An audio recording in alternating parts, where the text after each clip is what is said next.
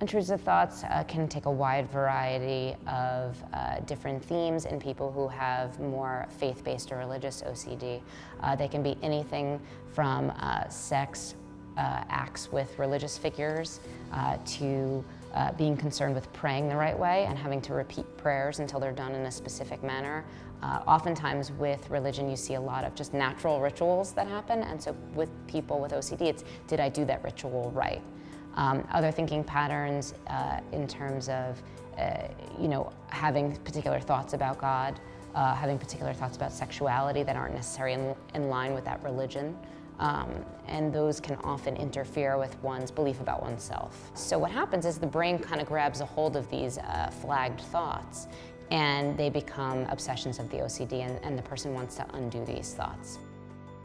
Oftentimes, what we do in therapy is understanding one's faith, understanding the perspective that they're coming from, and understanding how important their faith is and why they don't want to have these kind of moralistic levels. One of the things I will do with somebody, if their faith is very important, they feel that exposure therapy gets in the way of their faith or is counterproductive to their faith, I would happily bring in a pastor or a rabbi, or contact the rabbi or a pastor and have a conversation with them where we can kind of get on the same page of what that person's allowed to do for their therapy versus what they're doing for their religion.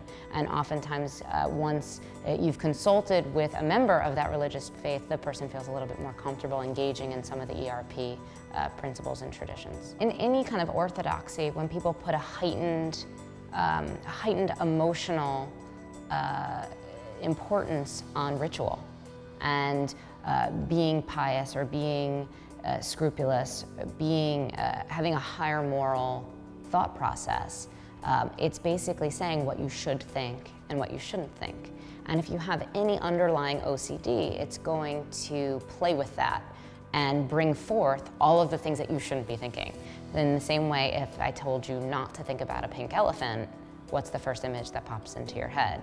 Is that pink elephant. The more I tell you don't think about the pink elephant, the more you focus on it.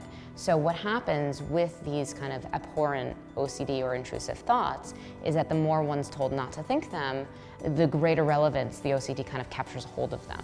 And so it's harder to distract from that. And the more the person is saying, I shouldn't have these, I shouldn't have these. But we don't have control over our brain. So it is hard when somebody is religious to separate that obsessive thinking doesn't necessarily equate to who we are or our value system as a person.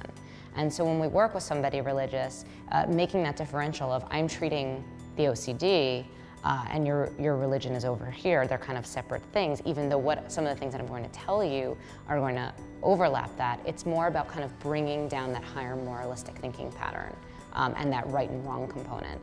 Because that's what people get stuck on, is I shouldn't be thinking this, this is wrong, this versus this is right, and this is how you do it. So a lot of this is trying to not assign meaning to the more intrusive thoughts, is to let them be there, but that oftentimes people who have OCD will say, that must mean that I'm that kind of person, or that must mean that that's me, versus saying, okay, that's what my brain is doing.